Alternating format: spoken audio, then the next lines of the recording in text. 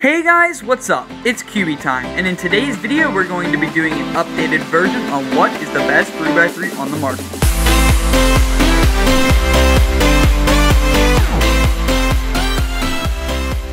In this video, I will be comparing all cubes from the start of cubing all the way to the end of 2015 to find out which is the best 3x3 that is for sale on the market as of now. I'll be comparing all these cubes by company, so let's start at the very beginning with the first company, Rubik's.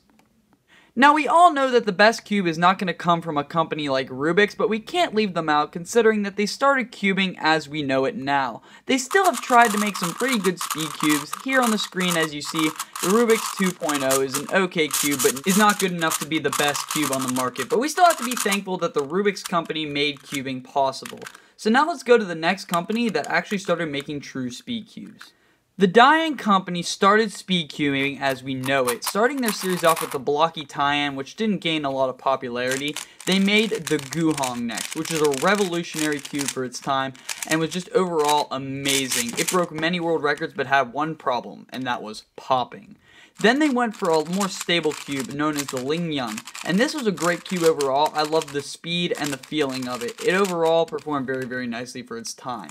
Then they came out with the Lunhoi, which is a little bit slower, but has a more modern design compared to today's speed cubes. It's an overall good puzzle, but then they came out with the Zhanchi, the most revolutionary cube of all time.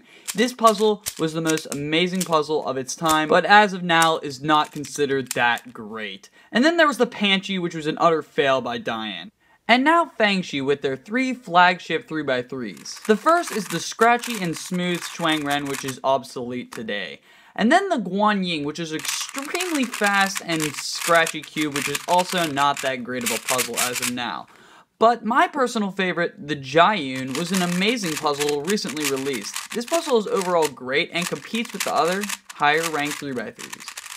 Another company from the same era is Gans, with their two really only good 3x3s being the 356 and the 357. The 357 was a very nice cube. Being a little bit flimsy due to the octopus core, it was an actually pretty good puzzle for people with rough turning styles, like Felix Zemdegs, who used this puzzle as his main for a pretty long time.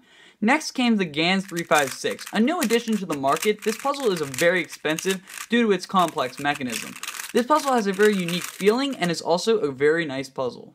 YJ has also held the spotlight for 3x3 speed cubes, with their four very inexpensive and affordable 3x3s. First, starting out with the cheapest cube on this list, the Guanlong.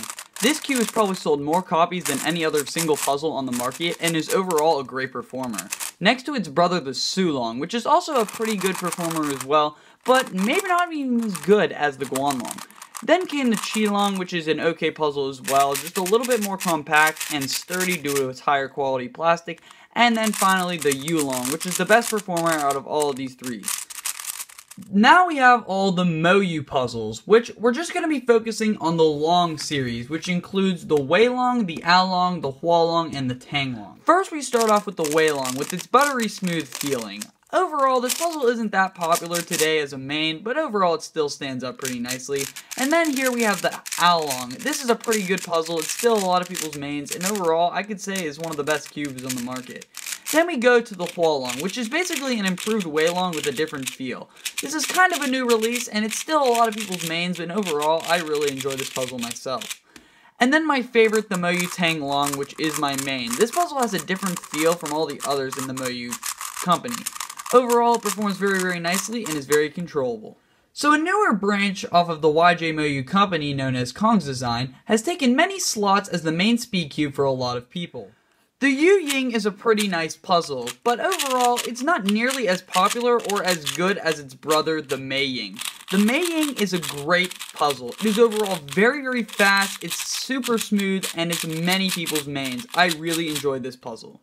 Another company that has sprouted out of nowhere is the Yuxing company. Not saying that they're a new company or anything, but their puzzles have made a great addition to the 3x3 market. The first Yuxing 3x3, the Unicorn King, was a very nice puzzle. It held the world record for a pretty long time, but as of now, it does not hold it anymore.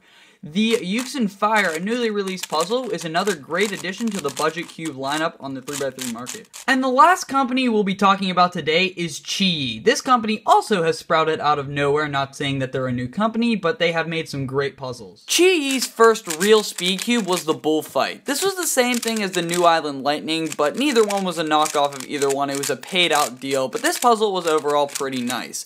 Then came the Thunderclap. This puzzle is amazing. It has become the main of a lot of people, and it's overall just a great performing puzzle. It has a nice, clicky, yet satisfying feel to it. And then a new budget cube on the market, the Chi Sail. This thing is $4, the same price as a Guanlong. It's an okay puzzle, but the plastic kind of feels a little bit cheap.